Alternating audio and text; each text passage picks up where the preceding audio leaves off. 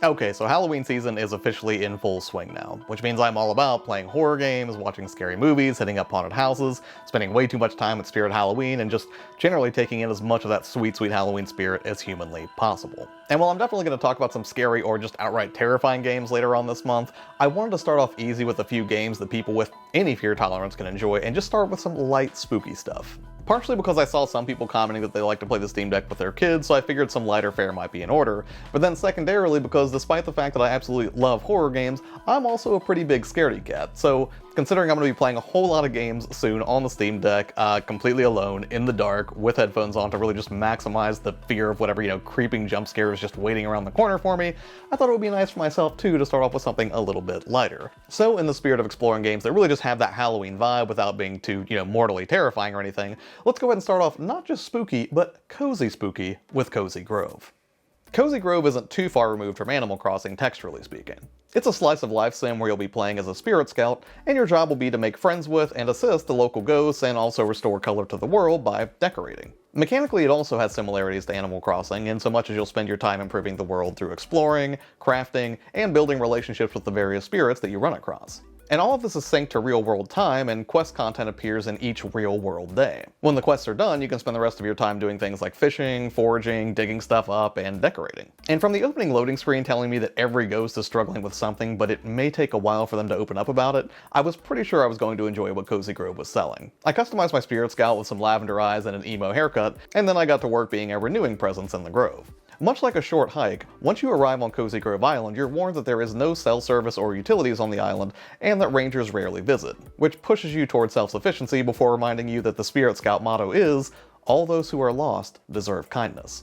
And I absolutely love that. And many of the spirits don't really remember how they became ghosts, which is tragic, but it's also pretty motivating to serve them as a helpful friend. Also, it's hard to get truly lost despite being trapped on a ghost island thanks to Flamey, your campfire, who can always nudge you in the right direction. After I met my first spirit and he tasked me with feeding Flamey some ghost wood to burn a bit brighter, everything in the surrounding area got a little bit cozier and the world was visually warmed up as well with a lot more color.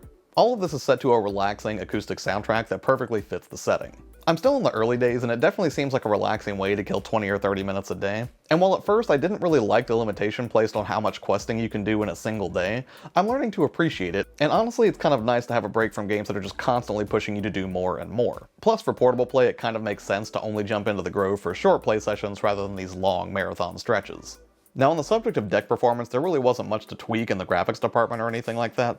Not that you would need to, considering everything runs perfectly flawlessly right out of the box as a 2D game at a solid 60 FPS. Now next up is a game that some people could definitely find legitimately scary, however it's so hilariously over the top that I really don't think anyone's in danger of being too afraid of it, but that is Kill It With Fire. So I bought Kill It With Fire when it was on sale back in August, and I have to say now that I've gotten to play it a little bit, it's a whole lot of fun without being too scary, depending on your personal level of arachnophobia. It's a game about hunting down spiders and dispatching them by any means necessary. Beyond the raw thrill, or terror I guess, of scouring every nook, cranny, and concealed object surface for spiders, you're given more and more advanced ways to dispatch them, from your basic whack them with your objectives clipboard to, a revolver. And it perfectly recreates that unsettling feeling that a spider is hiding somewhere nearby. You can hear them making these weird little chittering sounds, which I don't think spiders actually do, or at least I really hope not. And your careful spider hunting is punctuated by unsettling string instruments that really ratchet up the tension. Although to be fair, you can disable this if you want to give your nerves a rest. Mechanically speaking, Kill It With Fire is legitimately kind of hilarious, because the more you freak out after finding a spider, the more chaos you create. If you start panic flinging books, TVs, and pictures at a spider as soon as it pops up, you can't very easily put these things back in place. Meaning that every time you attempt to kill a spider, you create more places for spiders to hide. So in a cruel twist, trying to abate your anxiety about a hidden spider actually ends up improving the odds for all future spiders that are lurking around in the process. Now as time goes on, you'll be given more and more objectives as you progress, and you'll also come up progressively more interesting spider foes to deal with. It sort of feels like playing a gradually more destructive game of whack-a-mole. And while it sounds like it'd be really difficult to find all of the spiders from the objectives, there are tools at your disposal like a tracker and a flashlight that make snuffing out any resident arachnids a little bit easier. Speaking of, in the default configuration, all of the Steam Deck's controls work just fine without any need for any tweaking, and I didn't notice any graphical hitching at all. It's a simple, playful presentation, but it works. Plus, as a nice bonus for Halloween, it does include a Halloween update so that you can go back and replay levels with a spooky coat of paint. And if you choose to do so, you'll be met with new objectives like collecting candy, taking out ghost spiders as if, regular spiders weren't bad enough, and explore previous levels in the dead of night. And believe me, trying to track a fleeing spider when it's completely dark with just a flashlight is incredibly unsettling. Next up is a very lighthearted, very Halloween-focused spooky game, and that is Costume Quest. I actually picked up a physical copy of Costume Quest 2 last Halloween, and while I was pretty sure I could dive in without playing the first, I really wanted to at least play the original a little bit before jumping into its sequel. Not so much because I was worried about missing any major story beats, but more so because I was curious about how the sequel might build on and improve what was so good in the original that it was just destined to get a sequel. Costume Quest is a light turn-based RPG that has you playing as a kid who's gone trick-or-treating with your twin sibling. Unfortunately, just as your candy run is ramping up, a monster kidnaps your sibling. In turn, you'll travel around the community grabbing items for your costumes, trick-or-treating for candy, and meet up with some new friends to help track down the leader of the monsters to rescue your sibling.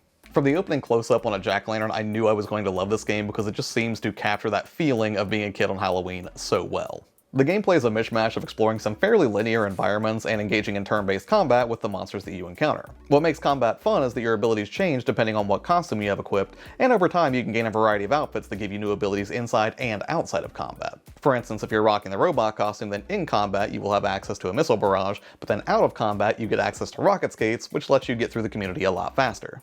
Speaking of combat, it's pretty straightforward stuff if you've ever played a turn-based RPG before, but they mix it up a little bit with some additional active reload style button prompts to either boost your attacks or defend against enemies on their turn. It's simple, but fun. On the presentation front, it is sickeningly adorable.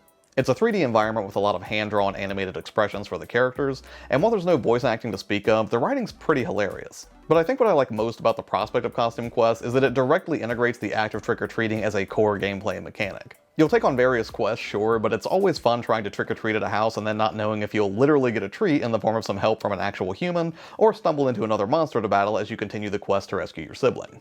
As for the deck, there weren't a lot of tweaks that could be made directly within the graphics settings, but everything ran just fine at a smooth 60 FPS except for the cutscenes, which were in 30, which I guess isn't that surprising considering this game's been around since 2010.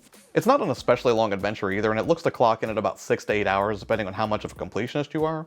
And with 11 different costumes to collect, I expect the Costume Quest will be a pretty fun journey to enjoy in its entirety.